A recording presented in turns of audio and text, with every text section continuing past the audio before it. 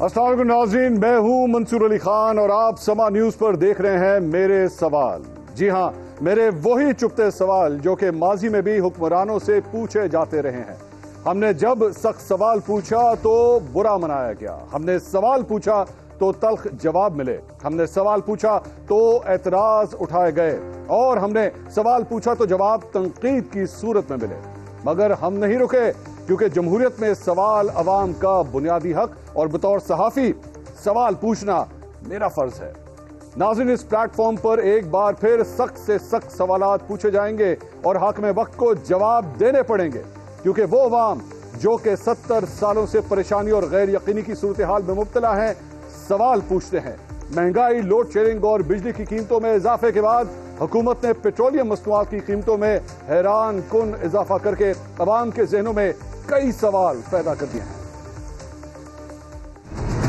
Petrol की price 179 rupees 86 पैसे से बढ़कर 209 रुपए 86 पैसे हो जाएगी। डीजल के ऊपर हम 174 रुपए 15 बेच रहे थे, इस पे भी 30 रुपए प्राइस बढ़ाएंगे। ये बड़े दावे करते थे कि हम सस्ता करेंगे, ये करेंगे, लेकिन उन्होंने कुछ भी नहीं किया। हम तो पहले बाइक पे जाते थे कॉलेज, यूनिवर्सिटी वगैरह, अब तो पैदल ही जाना पड़ता है। पेट्रोल महंगा हुआ है, बेरोजगारी हो गई है। IMF कहेगी कि 300 कर दो तो 300 का कर देंगे पेट्रोल, 400 का कहेंगे 400 का कर देंगे वो।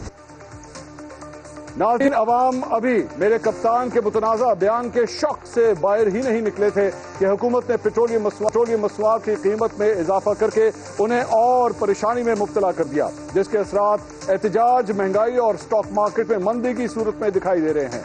दूसरी जानिब हुकूमत अब भी इस फैसले को दुरुस्त समझ रही है। आज जिस कीमत पर हुकूमत पेट्रोल इंटरनेशनल मार्केट से खरीदती है उससे कम पैसे पर अवाम को दे रही है। इसकी बुनियादी वजह आज जो दुनिया में कमोडिटीज और ख़ास तौर पर तेल की जो कीमत है, ये बुनियादी वजह ये है। और दूसरी वजह जो रुपए की कदर में कमी है डॉलर के मुकाबले में। पेट्रोल डॉलरों में आता है, जब रुपया कमज़ोर होगा उसकी कीमत में इजाफा हो जाएगा। बहुत ही मुश्किल फैसला था। हमने 3 हफ्ते ये इस बात का जायजा लिया कि क्या हम वो फैसला जो पिछली हुकूमत अपने आखिरी दिन कर गई, जिसने मुकम्मल तौर पर जो उनकी कमिटमेंट्स थी दुनिया के मालियाती इदारों से उनकी नफी की, और जिसका बोझ आज मुल्क पर इतना था कि अगर ये कीमत ना बढ़ाई जाती आपकी मईशत तबाह हो जाती। ना हुकूमत का वजूद मेरे कप्तान के खिलाफ महंगाई के बयानिए की सूरत में आया था और मौजूदा हुकूमत पाकिस्तान तहरीक इंसाफ के दौर में होने वाले इजाफे के वक्त क्या कहा करती थी, जरा आप भी सुनिए। जब बिजली और पेट्रोल की कीमतों में इजाफा हो तो समझ जाओ कि वजीर आजम चोर है। आज पाकिस्तान में जो महंगाई का तूफान अवाम पर टूटा है, ये हुकूमत की अपनी नाकामी है। अवाम के ऊपर आज पेट्रोल बॉम्ब जो है वो उनके ऊपर बिजली बन के गिरा है। आज महंगाई शुरू होती है, पेट्रोल और डीजल की कीमतों के अंदर होशरुबा इजाफा जो ये कर रहे हैं उसकी वजह से आज 137 रुपए लीटर है, जो कि पाकिस्तान की तारीख की बुलंद तरीन सतह पे आया है। नाज़रीन, इस सूरत हाल में अवाम 7 अहम सवाल पूछती है। मेरा पहला सवाल, क्या पेट्रोलियम कीमतों में इजाफा ना करने की सूरत में पाकिस्तान की मईशत वाकई तबाह हो जाती? मेरा दूसरा सवाल, क्या पेट्रोल की कीमतों में इजाफे की वजह पाकिस्तान तहरीक इंसाफ के दौर में IMF से किए गए वादे हैं? तीसरा सवाल, क्या पेट्रोलियम मसनूआत में इजाफा गलत मुआशी फैसले की वजह से है? चौथा सवाल, गलत फैसले और मुआशी इस्लाहात की सजा गरीब अवाम को क्यों दी जा रही है? पांचवा सवाल, हुकूमत टारगेटेड सब्सिडी देकर गरीब अवाम को रिलीफ फराहम करने में नाकाम क्यों है? छठा सवाल, क्या मुआशी इस्लाहात के नाम पर महंगाई में और इजाफा होगा? मेरा सातवां सवाल, क्या मुस्लिम लीग नून ने गलत मौके पर हुकूमत संभाल कर एक गलत सियासी फैसला किया है? इसके अलावा और भी बहुत से अहम सवालात होंगे आज के शो में। एक हाजिर होंगे जिसमें मुस्लिम लीग नून के सीनियर रहनुमा शाहिद खाकान अब्बासी साहब इन तमाम सवालात के जवाब देंगे। हमारे साथ रहिएगा।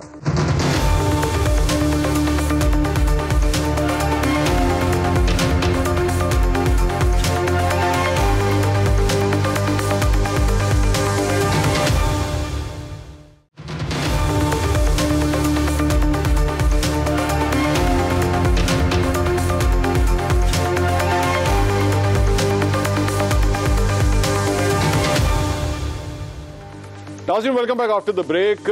अवाम के ऊपर एक और बिजली के बाद पेट्रोल की कीमतों के बढ़ाने का भी एक उसे बम करार दिया जा रहा है। इमरान खान साहब ने आज जलसे से खिताब किया और उन्होंने कहा कि हमारे दौरे हुकूमत में सिर्फ 56 रुपए तक पेट्रोल की कीमत बढ़ी थी, लेकिन मौजूदा हुकूमत ने सिर्फ एक हफ्ते के अंदर अंदर 60 रुपए कीमत बढ़ा दी है।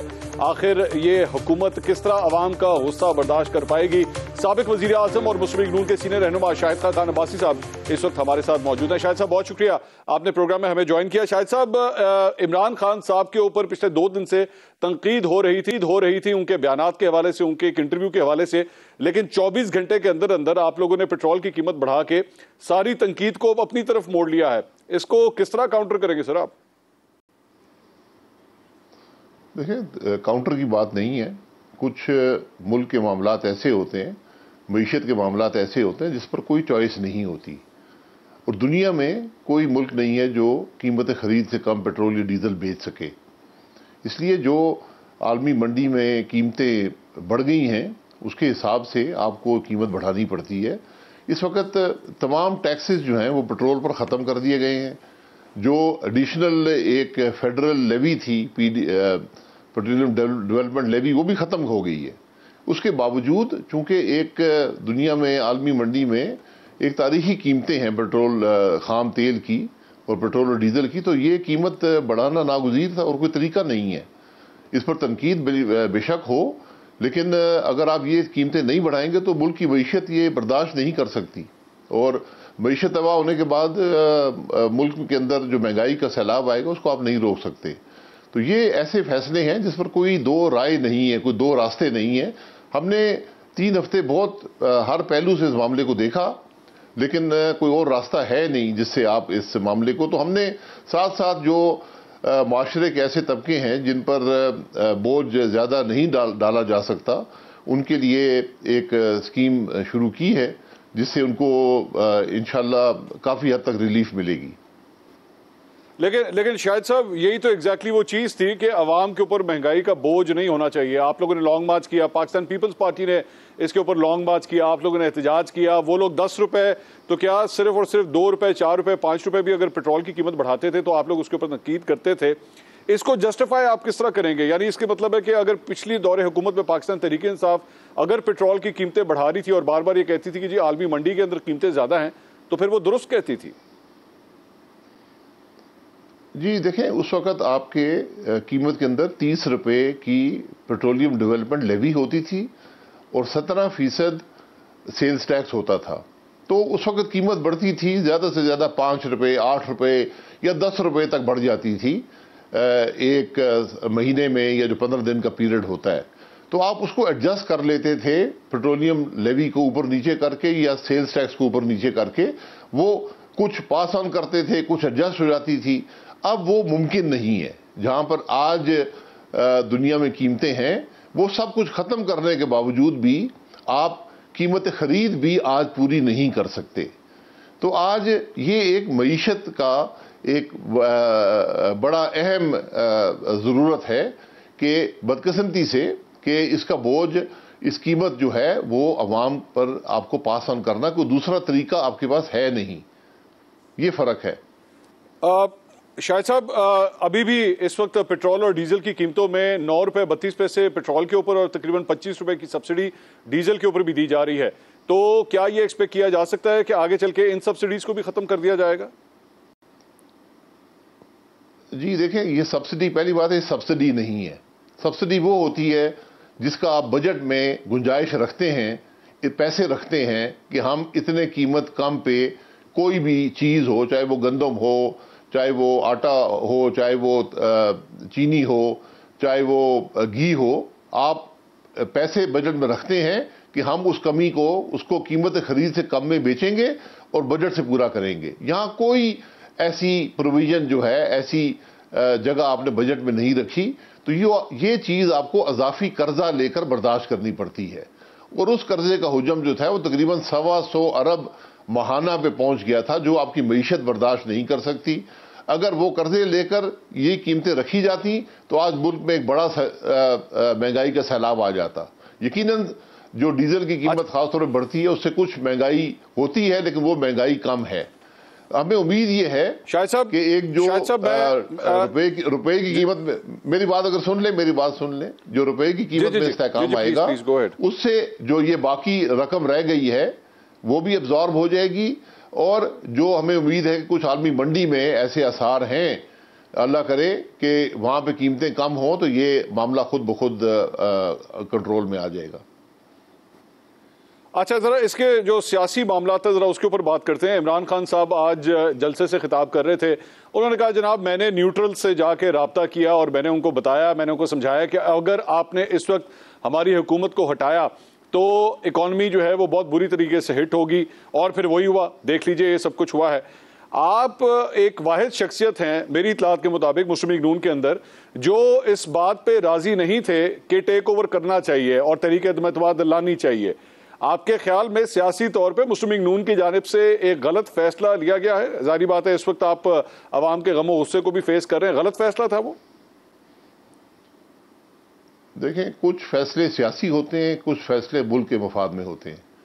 जो कुछ इमरान खान ने 4 साल इस मुल्क में किया है, आप ये मुल्क को मजीद बर्दाश्त नहीं कर सकता था।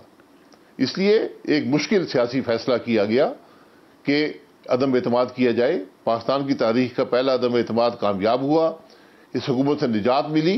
मेरा ज़ाती ख्याल उस वक्त ये था कि आप हुकूमत ना बनाएं, इलेक्शन में जाएं। वो भी एक सियासी फैसला है, लेकिन ये कोलिशन जो पार्टनर्स थे सब ने ये महसूस किया कि नहीं, हमें इन मुआशी हालात का मुकाबला करने के लिए आज ठहराव चाहिए, इस्तेहकाम चाहिए। और साथ साथ इलेक्शन कमीशन ने कहा था कि हमें 7 महीने लगेंगे मुल्क में इलेक्शन करवाने में। तो वो आप 7 महीने का जो अरसा है वो केयर टेकर सेटअप इन मामलात को डील नहीं कर सकता। तो एक मुश्किल फैसला जो मुल्क के मफाद में है वो किया गया। और आज हम जो मुल्क की मईशत है, जो मुल्क के दीगर मामलात हैं, उन पर काबू पाने की कोशिश कर रहे हैं और इंशाअल्लाह अल्लाह ताला कामयाब करेगा। यकीनन इसके अंदर मुश्किलात आएंगी, इसके अंदर कुछ तकलीफ का अमल भी होगा, लेकिन इंशाअल्लाह इसी से मुल्क के लिए एक बेहतर रास्ता निकलेगा। शाहिद साहब ये बताइएगा कि इलेक्शंस का चूंकि आपने जिक्र किया, क्या इसी साल ये इलेक्शंस मुतवक्के हैं या अब हुकूमत ने फैसला किया है कि वो अपना टाइम पीरियड पूरा करेगी? क्योंकि आईपोर का भी एक सर्वे आया है, उसमें 60% से भी ज्यादा लोग इस हक में हैं कि इलेक्शन जो है वो इसी साल मुनक्किद होने चाहिए। देखिए, इलेक्शन अब हुकूमत बन गई है, हुकूमत काम कर रही है, मुल्क की मईशत के हालात आपके सामने हैं, उसको इस्तेहकाम देने की बहुत ज़रूरत है। और आज एक कोलिशन गवर्नमेंट है, तो मेरा ज़ाती ख्याल ये है कि अब हुकूमत को टर्म पूरी करनी चाहिए, इन हालात का मुकाबला करना चाहिए और एक इस्तेहकाम देकर फिर आप इलेक्शन में जाएं। वरना इलेक्शन आज कल करा लें, इन मामलात में मज़ीद इजाफा होगा, उसमें मुल्क के हालात में बेहतरी नहीं आएगी। अच्छा, एक और इल्ज़ाम जो लग रहा है पाकिस्तान तहरीक इंसाफ की जानिब से आपकी जमात के ऊपर और आपकी हुकूमत के ऊपर, वो ये भी है कि जी अपनी फैमिली को जो है वो बहुत ज़्यादा अकोमोडेट किया जा रहा है, शरीफ ख़ानदान को बहुत ज़्यादा अकोमोडेट किया जा रहा है। अभी शहबाज शरीफ साहब तुर्की के दौरे के ऊपर गए हुए थे, उनके साहबजादे और उनकी जो अहलियाँ हैं वो भी दोनों पाकिस्तानी वफ्द के साथ जो है उसी मीटिंग्स के अंदर वहाँ पे मौजूद थी। तो ये आपके ख्याल में दुरुस्त इक़दाम है? आपके ख्याल में जब इतनी तनकीद हो रही हो आपके ऊपर, तो इस दौरान ये सब कुछ होना, इस किस्म के विजुअल्स आना पाकिस्तानी वफ्द के, क्या ये दुरुस्त इक़दाम है? जी, तनकीद हर किस्म की हो सकती है। इशाइये में अगर फैमिली के अफराद शरीक हों तो उसके अंदर कोई ऐसी बात नहीं है, ये माजी में भी होता है, ये एक रवायत भी है। तुर्की के अंदर वो आम तौर पे फैमिली के अरकान को बुलाते हैं इशाइये वगैरह में। तो तनकीद करना बड़ा आसान होता है। ज़रा उन अफराद के नाम भी देख लें जो माजी में इमरान खान साहब के साथ बैरूनी दौरों पर जाते थे और वहाँ पर जो करते थे वो सबके सामने है। अच्छा शाहिद साहब, एक और जो एतराज़ है, और मुझे अच्छी तरह याद है जब आप लोग अपोजिशन में थे तो यहाँ पे आप लोगों के खिलाफ पर्चे काटे जाते थे, लेकिन अब यही सारी सूरत हाल हम पाकिस्तान तहरीक इंसाफ के साथ देख रहे हैं और उनके मुख्तलिफ रहनुमाओं के खिलाफ पर्चे काटे जा रहे हैं। ऐसी बातें हो रही हैं जैसे इमरान खान साहब के खिलाफ जो है वो बगावत का मुकदमा करने का सोचा जा रहा है और उनके खिलाफ इस किस्म की कोई कार्रवाई की जाए। बतौर साबिक वजीर आजम, आपके ख्याल में ये कोई सही जमहूरी अमल है? जी, पर्चे काटना जमहूरी अमल ही है, कानूनी अमल है। हमें तो बगैर किसी पर्चे के गिरफ्तार किया गया सड़क पर। मैं इस्लामाबाद से लाहौर जा रहा था, लाहौर में नाके पर मुझे गिरफ्तार किया गया, कोई अरेस्ट वारंट नहीं था, कुछ नहीं था। यही अमल शहबाज शरीफ साहब के साथ हुआ, हमजा शहबाज के साथ हुआ, यही राना सनाउल्लाह पर हीरोइन डालकर गिरफ्तार किया गया, एहसन इकबाल साहब को गिरफ्तार किया गया, ख्वाजा आसिफ साहब की लंबी फहरिस्त है। वो गैर कानूनी अमल थे। अगर यहां आप कोई कानून तोड़ेंगे, पर्चा दर्ज होता है, आप अपना दिफा करें, अपना व्यू दें। मैं कम से कम इन बातों में यकीन नहीं करता कि किसी के खिलाफ बेजा पर्चे दर्ज किए जाएं या सियासी तौर पर पर्चे इस्तेमाल किए जाएं, लेकिन इसका यह मतलब नहीं है कि आप इसको हुकूमत की कमजोरी समझें और कानून को अपने हाथ में लें और फिर तवक्को ये करें कि आपका ओहदा सियासी ओहदा हो या जो भी हो वो आपको इससे बचा सकता है। तो ये दोनों तरफ से मामला होता है।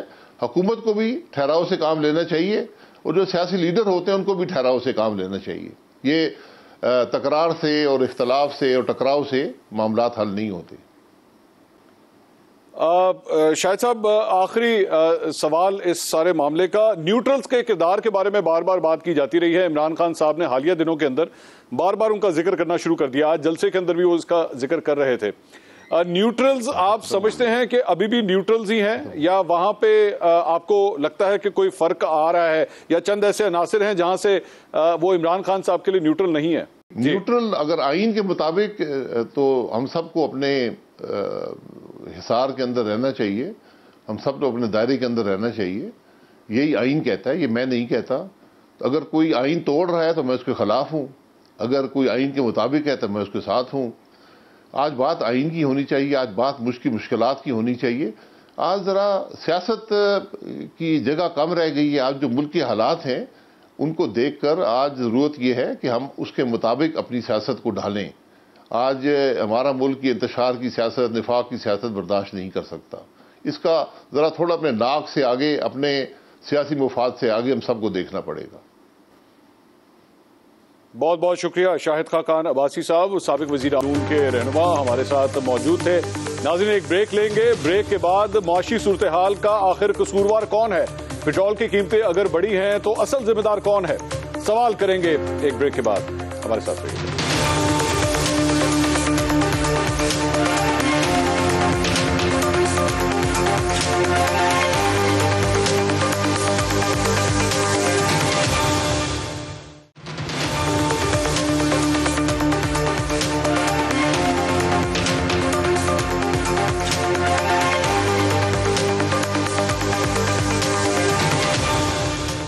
नाज़रीन, welcome back after the break. Shahid Khaqan Abbasi साहब हमारे साथ नाज़रीन मौजूद थे। उन्होंने कहा कि अगर मईशत को बचाना था तो मुश्किल फैसले लेने पड़ने थे, लेकिन आखिर उसकी एक सियासी कॉस्ट है।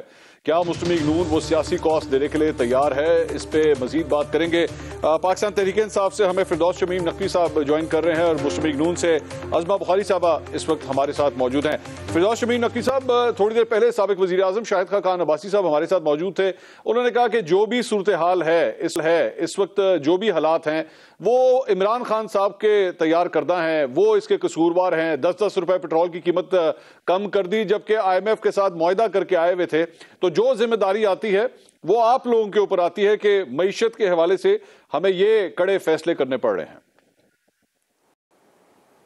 जी, पहली चीज तो ये शाहिद खाकान अब्बासी साहब जब से PTI की हुकूमत आई है वो कह रहे हैं कि जी पेट्रोल हम महंगा बेच रहे थे।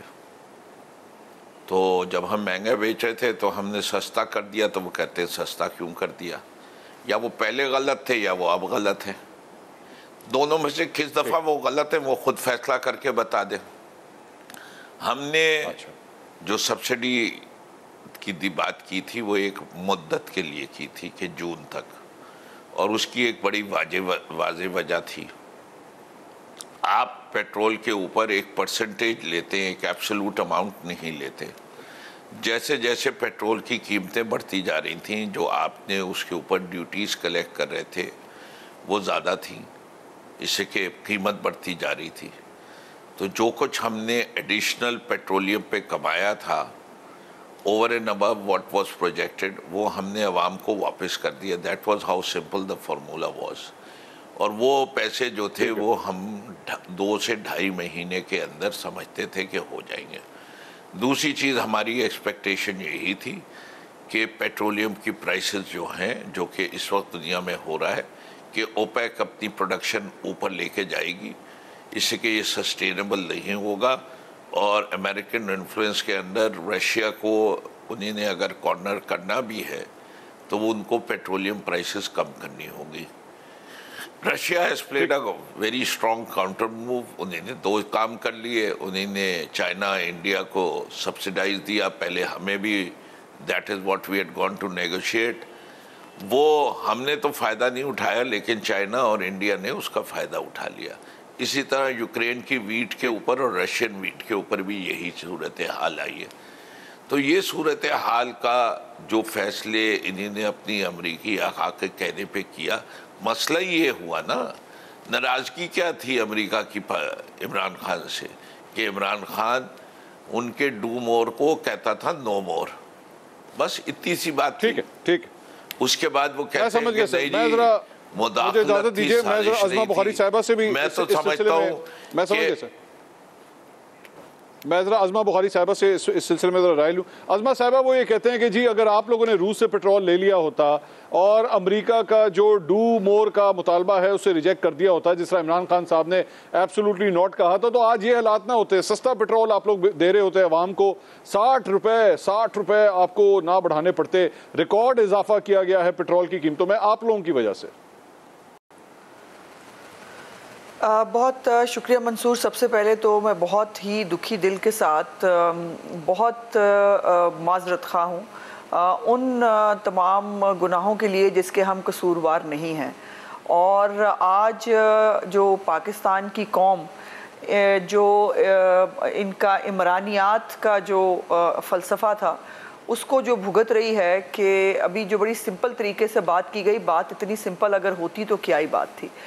पहली तो बात यह है कि पेट्रोल महंगा जब हम कह रहे थे वो हम आपकी वजह से कह रहे थे। आपने खुद हमें कैलकुलेट करके इलेक्शन से में आने से के दौरान आपने हुकूमत में आने से पहले लोगों को बताया था कैलकुलेट करके कि जब हम 72 रुपये पेट्रोल ख़रीद रहे थे, बेच रहे थे जब नवाज शरीफ साहब के दौर में, तो वो ज़्यादा था। हम वो पेट्रोल की कीमत जो है 45 रुपये के करीब होनी चाहिए थी।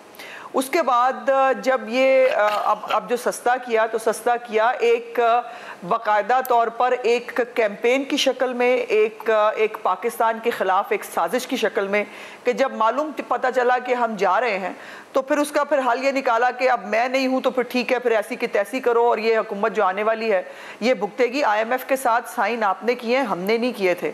IMF के साथ शौकत तरीन साहब का अगर आपके पास हो आर्काइव में, मंसूर साहब ज़रा चला के फिरदौस शमीम वकील साहब को सुनवाइए, जिसके अंदर जब वो साइन करके आए थे तो उन्होंने आके बताया, प्रेस कॉन्फ्रेंस की, उन्होंने कहा कि हमने वादा किया है कि 30 रुपये हमने कीमत बढ़ानी है, प्लस हमने 17% जो है वो सेल्स टैक्स भी लगाना है पेट्रोल की जो है वो कीमत के ऊपर। और उसके बाद जब पता चल गया कि तरीके दम तमाम चुके कामयाब होने लगी है तो वो एक जो है वो और ही ट्रैक पे चले गए और पाकिस्तान आज उसको भुगत रहा है। जहाँ तक रशिया की बात है, इनकी हर बात के अंदर इतना बड़ा झूठ होता है कि मुझे हैरत ये है कि ये अपने आप को भी फेस कैसे करते हैं। रशिया को आप लेटर लिख रहे हैं जाने से 3 दिन पहले, आप पिछले 4 साल से दौरे हुकूमत में थे, उस वक्त आपको ख्याल नहीं आया और 3 दिन पहले आपने वो लेटर लिखा जिसका आज तक जवाब नहीं आया। हमारी मिनिस्ट्री ने जो है वहाँ के सफ़ीर से कहा, वो हमारा सफ़ीर भी जाके मिल के आया है उनके रशियन जो काउंटर पार्ट्स हैं उनके साथ, उन्होंने कहा जी हमारा ऐसा कोई इरादा नहीं है और ना हम आपको कोई तेल वेल दे रहे थे ना कर रहे थे। यहाँ झूठ का ऐसे झूठ बोलते हैं बड़ी तरीके से। और फिर एक आखिरी बात मंसूर, एक आखिरी इंपॉर्टेंट बात, इसके अंदर जो सबसे ज्यादा फैक्टर ये फैक्टर नजरअंदाज करते हैं वो डॉलर की कीमत। आपने सबसे ज्यादा तबाही जिसका इमरान खान साहब को टीवी पे उठ के पता चलता था कि डॉलर की कीमत बढ़ गई है, उस डॉलर की कीमत बढ़ने से पाकिस्तान के ऊपर जो क्राइसिस शुरू हुए, जिस डॉलर की कीमत को आप 114 रुपए से आप 180 रुपए के ऊपर ले गए कि आज हर चीज जो है वो पाकिस्तान को जो खरीदनी पड़ती है वो उसकी कीमत 4 गुना होती है। सो ये इन तमाम गुनाहों का जवाब इन्होंने देना है। ये हुकूमत में हमारे आने का मतलब ये नहीं कि इनके गुनाह साफ हो गए। मैं ले रहा हूं जी जवाब, मैं ले रहा हूं, जरा इस पे न्यूट्रल पॉइंट ऑफ व्यू भी आ जाए। न्यूट्रल से मुराद एक साफ सुथरा न्यूट्रल और जो तज्जियाकार है हम उनकी बात कर रहे हैं, वो डेफिनेशन नहीं जो इमरान खान साहब ने दी हुई है। इस वक्त हमें डॉक्टर फ़ारूक सलीम साहब ने भी हमें ज्वाइन किया हुआ। डॉक्टर साहब thank you so much for joining us. Doctor साहब असल सूरत हाल क्या है सर, ये जो पेट्रोल की कीमतें बढ़ी हैं क्या इससे बचा जा सकता था, और या ये जिम्मेदार मुस्लिम लीग नून है या जिम्मेदार पाकिस्तान तहरीक इंसाफ है कि ये कीमतें हमें बढ़ानी पड़ी हैं, बताइए जरा। जी मंसूर साहब, थैंक यू। देखिए, पेट्रोल और डीजल की कीमत जब बढ़ती है तो आम आवाम जो है उसके ऊपर सोचिए कि पहले 2.5-3 साल से वो महंगाई की चक्की में पिस रहे हैं, अब मजीद बोझ उनके ऊपर डाला जा रहा है और ये बड़ा हैवी बोझ। अब आपका सवाल दुरुस्त है कि इसकी जिम्मेदारी किसके ऊपर जानी चाहिए। देखिए, मैं समझता हूँ इसकी जिम्मेदारी ना तो पीटीआई के ऊपर है और ना पीएमएलएन के ऊपर है। ये आलमी मंडियां बड़ी तेजी से बढ़ी हैं और पाकिस्तान जैसा मुल्क जो 90% अपना तेल की जरूरत जो है वो बाहर से इंपोर्ट करता है, तो वो पास ऑन तो अवाम के ऊपर करना जरूरी पड़ता है।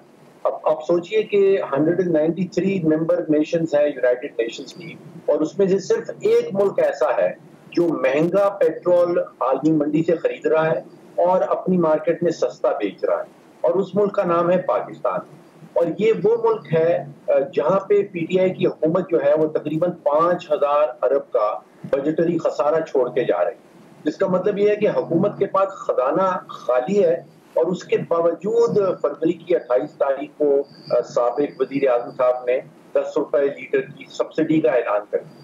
आप अंदाजा कीजिए कि खजाना खाली है, पैसे आपके पास है नहीं, आप महंगा तेल मुल्क के बाहर से खरीद के और सोच रहे हैं कि आप मुल्क के अंदर उसको सस्ता बेचेंगे, जिसके नतीजे में 4 अरब रुपए रोजाना का या 125 अरब रुपया माहाना का आपको नुकसान होगा। लेकिन डॉक्टर साहब यहीं पे एक सवाल है कि शौकत तरीन साहब ये फरमाते हैं कि ये जो सब्सिडीज हमने दी थी 10-10 रुपए जो हमने कम किया था, हम बजट के अंदर इसके लिए हमारे पास कुशन था, हम ये फंड्स एलोकेट करके गए थे, ये दिया जा सकता था आवाम को, लेकिन मिफ्ता इस्माइल साहब ने या मुस्लिम लीग नून की इत्तेहादी हुकूमत ने एक्चुअली वो किया नहीं। इसके बारे में आप क्या कहेंगे?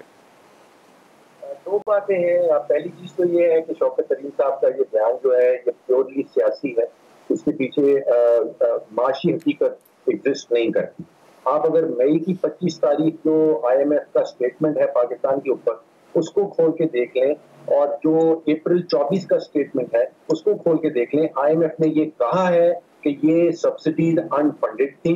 IMF ने अगर ये ना भी कहा हो, आप सोचिए कि जिस हुकूमत का बजटरी खसारा 5,000 अरब का है, 5,000 अरब का वो नुकसान करे हुए हैं, उनके पास 125 अरब रुपया महीने का सब्सिडी निकालने का कहां से आएगा? These were totally unfunded subsidy. इसके पीछे माशी हकीकत यही है कि ये अनफंडेड है, और इतनी ज्यादा अनफंडेड है कि अगर आप सोचिए कि साल भर का इसको एनालाइज किया जाए तो कहीं 1400-1500 अरब रुपए की सब्सिडी बनती है। इतना तो मंसूर साहब हमारा, मुझे इजाजत दीजिएगा, फिरदौस साहब इस पे जवाब देना चाहेंगे। फिरदौस शमीम साहब, ये गुफ्तगू सर आप सुन रहे हैं, अनफंडेड सब्सिडी थी, 10-10 रुपए कम कर दिए गए, जिसकी और खास तौर पे 21 नवंबर, मुझे डेट भी याद है, 21 नवंबर को शौकत तरीन साहब ने प्रेस कॉन्फ्रेंस करते हुए कहा था कि जी हर महीने हमें 4-4 रुपए पेट्रोल की कीमत बढ़ानी पड़ेगी। IMF से आप मुआहदा करके आए हुए थे, पेट्रोल की कीमत बढ़ाना शुरू कर दी थी आपने, लेकिन उसके बाद सियासी बुनियादों के ऊपर जो है वो 28 फरवरी को यह फैसला किया गया कि जनाब 10-10 रुपए कीमत कम कर दी जाए, और अभी डॉक्टर साहब की आपने गुफ्तगू सुनी, इसके लिए फंड्स भी नहीं मौजूद थे। जी, मैं डॉक्टर साहब को खुली तौर पे साफ मुझे उनकी आवाज़ नहीं आ रही थी। मैंने आपको बताया था जब पहले राउंड में बात हो रही थी कि जो हमारे पास एडिशनल रेवेन्यू आई है, मैं तो दो तरीके से देखता हूँ। हमारा tax collection as per the requirement जो हमने अपने बजट में दी थी और IMF से अप्रूव कराया था, we were fulfilling the tax collection requirement. जो हमारा डेट टू GDP रेशियो था, वो जिस वक्त हमने हुकूमत में आए और पिछले साल जब तक हमने छोड़ा था उस वक्त उसको हम लोअर करने में कामयाब हो गए थे। ओवरऑल डेट बढ़ा था, लेकिन डेट टू GDP परसेंटेज कम हुई थी, इसके हमारी GDP बढ़ गई थी।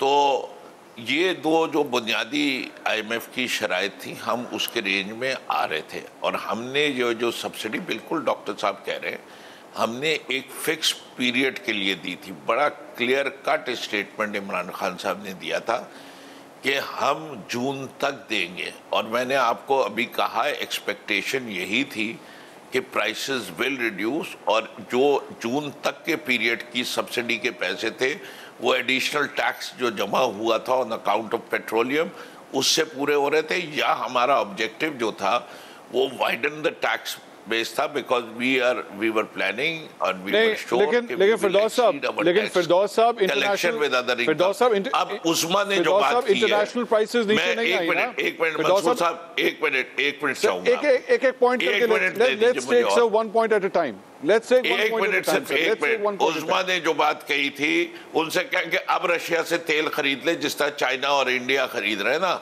हमने नहीं किया। इंडिया और चाइना क्यों रशिया से तेल खरीद रहा है जबकि शिपिंग कॉस्ट भी ज्यादा है, जबकि मिडिल ईस्ट से डिस्टेंस भी कम है, इसके बाद रशिया सस्ता दे रहा है ना। छोड़िए, हमने नहीं किया था, बाकी दुनिया के ममालिक रशिया से कर रहे हैं, ये क्यों नहीं कर रहे? सर वो मैं उनसे सवाल करता हूं, वो मैं उनसे सवाल करता हूं, लेकिन मुझे ये बता दीजिए, आपने कहा कि वी वर एक्सपेक्टिंग कि इंटरनेशनल ऑयल प्राइसेस कम हो जाएंगी, but that did not happen, right? वो नहीं हुआ ना सर, इंटरनेशनल ऑयल प्राइसेस नीचे नहीं आई। हाँ, तो जून के बाद सब्सिडी भी नहीं होनी थी। हमने कब कहा है कि ये सब्सिडी का मॉडल जो है वो बहुत आइडियल मॉडल है, लेकिन आपको ये भी पता होना चाहिए कि तो यानी एक मिनट सर, इसका मतलब है सर, इसका मतलब है आप कह रहे हैं अगर जून के बाद नहीं होनी थी, सर जून के बाद अगर नहीं होनी थी, सो कैन वी से कि बेसिकली जून के बाद वही कीमतें होनी थी जो आज हैं?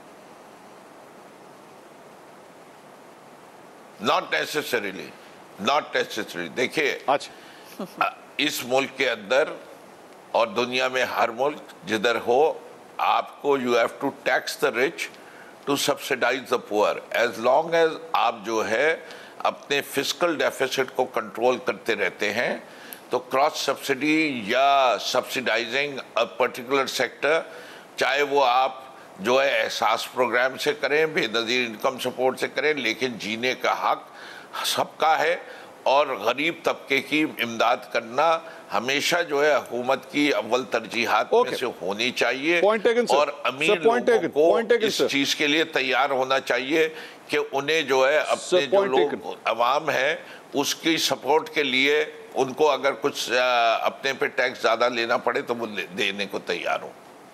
पॉइंट। अज़मा बुखारी साहबा, फिरदौस साहब कह रहे हैं कि चले हम तो रूस से तेल नहीं ले सके, अब आप लोग जाके ले लें, चाइना ले रहा है, भारत ले रहा है, आप लोग भी ले लें जाके। जी मंसूर साहब, मैंने तो जैसे गुजारिश की थी कि हमने तो उनसे इनके लेटर के ऊपर भी बात की कि जी आपको लेटर लिखा था, उसका वो जवाब नहीं दे रहे थे। हम तो उनसे हम नहीं ले पा रहे, ये हमें ले दें। मैं तो यहाँ तक भी इनको जो है वो करने के लिए तैयार हूँ कि जो ये इतने बड़े मतलब माशाल्लाह घर बैठे मुस्लिम उम्मा के भी लीडर हैं और ये इनके ऊपर जो है वो हर बंदा जो है वो फिदा हो जाता है, तो ये बराए मेहरबानी आप 4 साल आपने खुद मान लिया कि आपने नहीं की थी, तो ये रशिया हमें देगा तो हम क्यों नहीं लेंगे, हम बिल्कुल लेने के लिए तैयार हैं। लेकिन इसमें बहुत सारी और टेक्निकल चीज़ें भी है। ये भी कहा जा रहा है कि शायद जो रशियन क्रूड ऑयल है वो हमारे यहाँ रिफाइनरी नहीं है उसको जो है वो रिफाइन करने के लिए। अब एक बातें और मुझे रिस्पॉन्ड करनी है। पहली तो बात यह है कि बार बार शौकत तरीन साहब से इनके जितने अरस्तु बुकरात थे सारे, असद उमर और जो हमाद अजहर, उन सब से हमने पूछा कि सिंपल एक लाइन का जवाब दे दें, जो अभी फिरदौस साहब ने भी कहा कि ये फंड एलोकेट करके गए थे इस सब्सिडी का। हमने बता दें कि जी कौन से कागज़ पर, कौन से किताब के अंदर, कौन सी मिनिस्ट्री में, कहाँ आप इसको फंड एलोकेट करके गए थे, हमें बताएं, हम वहाँ से चेक कर लेते हैं। इनकी जो 15 अप्रैल की समरियाँ, मैं ऑन रिकॉर्ड कह रही हूँ, 15 अप्रैल की समरियाँ भी हमारी कैबिनेट ने आके साइन की हैं। इससे आप अंदाजा लगा लीजिए कि ये इस मुल्क के साथ क्या कर रहे थे। और इनकी जो वो 10-10 रुपए ना बढ़ाने वाली जो सब्सिडी है वो आज पाकिस्तान को किस कॉस्ट में पड़ रही है, इसका अंदाजा आप करें। दूसरी बात, जो जीडीपी, डेट टू जीडीपी की बात की है, मैं इकोनॉमिस्ट नहीं हूँ, मुझे बहुत इकोनॉमी का पता नहीं होता, डॉक्टर साहब बेहतर बता सकते हैं, लेकिन जो मैंने लास्ट रिपोर्ट पढ़ी थी उसमें हम बड़ी सेंसिटिव 84% पे चले गए थे अपनी डेट टू जीडीपी। पाकिस्तान की तारीख की ये वाहिद हुकूमत है जिसने सबसे ज्यादा बैरूनी कर्जे जो हैं वो लिए हैं, कर्जों में रिकॉर्ड तोड़े हैं। आपने इंपोर्ट का बिल जो बनाया, आप उसका अंदाजा नहीं लगा सकते इंपोर्ट का, और हमारा जो तजारती खसारा आप किस अलार्मिंग स्टेज पे छोड़ के गए, आप उसकी बात ही नहीं करते। आपको क्या ख्याल है कि वो किसी को पता ही नहीं है, किसी को याद नहीं है? जी। लेकिन अज़मा साहिबा, आप पाकिस्तान तहरीक-ए-इंसाफ को इस बात का क्रेडिट देंगे कि वो फरमाते हैं कि जी हमने रिकॉर्ड टैक्स कलेक्शन की है, इस महीने भी, ये जो पिछला महीना मई का गुजरा है, इसके अंदर जो टारगेट है वो भी अचीव किया गया। उन्होंने कहा जी रिकॉर्ड रेमिटेंसेस हुई हैं, रिकॉर्ड इंडस्ट्रियल ग्रोथ हुई है, रिकॉर्ड एग्रीकल्चरल ग्रोथ हुई है, हमारे यहाँ पे साथ साथ एक्सपोर्ट जो है वो रिकॉर्ड हुई हैं। ये सारे फिगर्स पाकिस्तान तहरीक-ए-इंसाफ को आप देंगी या नहीं? नहीं, गलत है। नहीं, गलत है। नहीं, गलत है। पहले एग्रीकल्चर पे बात कर लेते हैं। आपको याद है ये हर साल हमें क्या करते थे कि बम्पर क्रॉप हुई है।